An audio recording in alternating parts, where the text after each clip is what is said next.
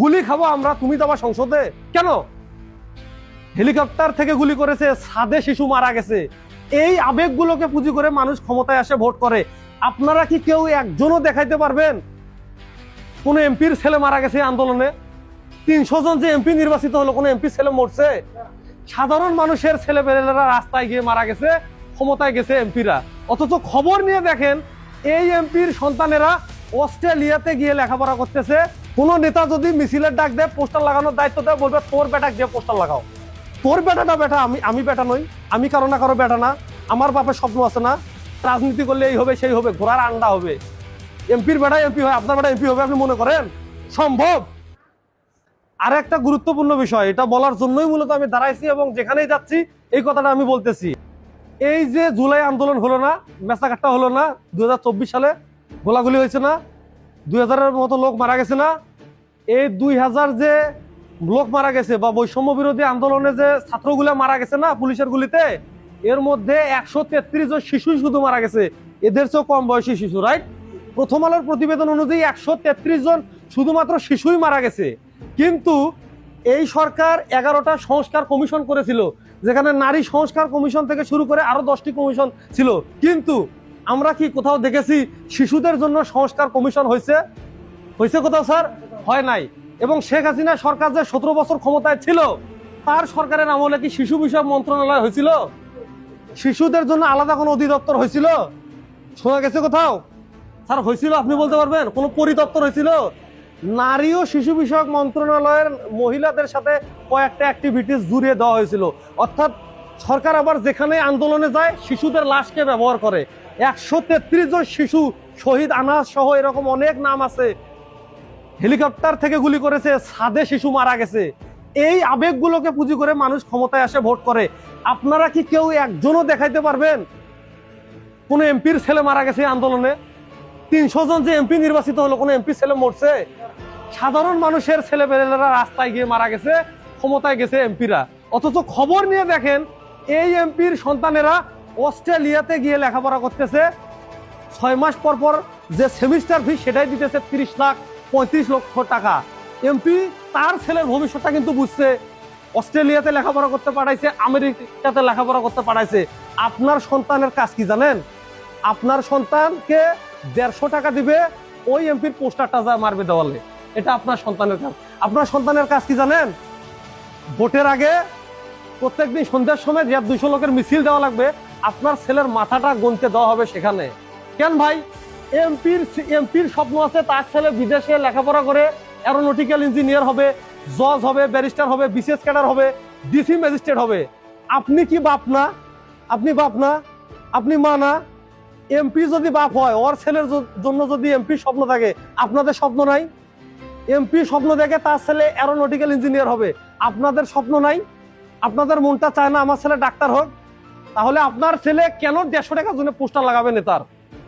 এই যে সামনে উপজেলা পরিষদের ভোট আসতেছে, ইউনিয়ন পরিষদের ভোট আসতেছে, আপনারা কি আপনাদের সন্তানকে পোস্টার লাগাতে পাঠাবেন? তোমরা কি পোস্টার লাগাইতে যাবা? কেন এমপির ছেলেদের স্বপ্ন আছে, তোমাদের স্বপ্ন নাই? তোমরা ডাক্তার হতে চাও না? তোমরা ইঞ্জিনিয়ার হতে চাও না? তাহলে কেন তাদের মিছিলে 150 টাকার জন্য যাইতে হবে? এখন থেকে আমার স্পষ্ট কথা, কোন রাজনৈতিক আন্দোলনে, কোন স্বার্থ সংশ্লিষ্ট আন্দোলনে আমাদের কোমলমতি শিশু যুবকদের ব্যবহার করা যাবে না। কারো যদি ইলেকশন করার ইচ্ছা থাকে, চেয়ারম্যান হওয়ার ইচ্ছা থাকে, ওর বেটাক পাঠাও, ওর চাচাক পাঠাও, ওর চাচাতো ভাইক পাঠাও, ওর পরিবারের সদস্য আগে মিছিলে যাবে, তারপর আমরা যাব। গুলি খাবো আমরা, তুমি যাবা সংসদে কেন?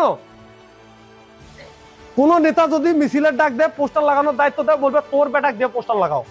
তোর বেটাটা বেটা, আমি বেটা নই, আমি কারো না কারো বেটা না, আমার বাপের স্বপ্ন আছে না?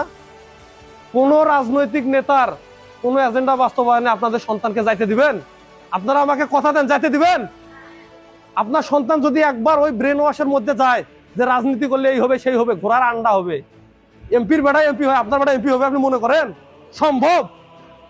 কাজেই আপনার এই জীবনে যতটুকুই সম্পদ আছে, 2 কাটা থাক 4 কাটা থাক, দিনে 200 টাকা ইনকাম থাক, কষ্ট করে বাবা ওই টাকা দিয়ে বেটাকে লেখাপড়া করান। এবং যারা প্রতিষ্ঠিত হয়েছে, পৃথিবীর ইতিহাস সাক্ষী, যারা ধনী হয়েছে, প্রতিষ্ঠিত হয়েছে, গরিব পরিবার থেকে ধনী হয়েছে। আপনাদের সামনে দাঁড়ায় কথা বলতেছি, কিন্তু আমি আমার ওজনে টাকা দিলেও কারো পোস্টার লাগাবো না, এটাই হচ্ছে আমার পার্সোনালিটি। আমার বাবার ঘামের টাকা দিয়ে আমি বিশ্ববিদ্যালয়ে লেখাপড়া করছি।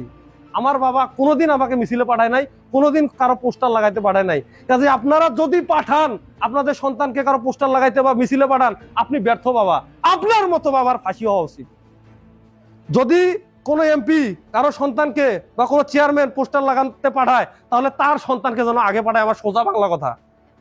ওর বেটা আছে না, ওর ভাইস্তে আছে না, চেয়ারম্যান তার ভাইস্তাকে আগে পোস্টার লাগাইতে পারবে, মিছিলে পাঠাবে। ওর ছেলের যদি শিক্ষার অধিকার থাকে, আমারও ছেলের শিক্ষার অধিকার আছে। ওর বেটাটা যদি বেটা হয়, আমিও কারো না কারো বেটা, আমারও বাপের স্বপ্ন আছে। কথা ক্লিয়ার? কোন রাজনৈতিক উদ্দেশ্যে আপনাদের ছেলে মেয়েদেরকে ব্যবহার হতে দিবেন না। আমি আবারও বলছি, রাজনৈতিক নেতা ছেলেরা খবর নিয়ে দেখেন, প্রত্যেকটা ছেলে মেয়ে বিদেশে ভালো আছে।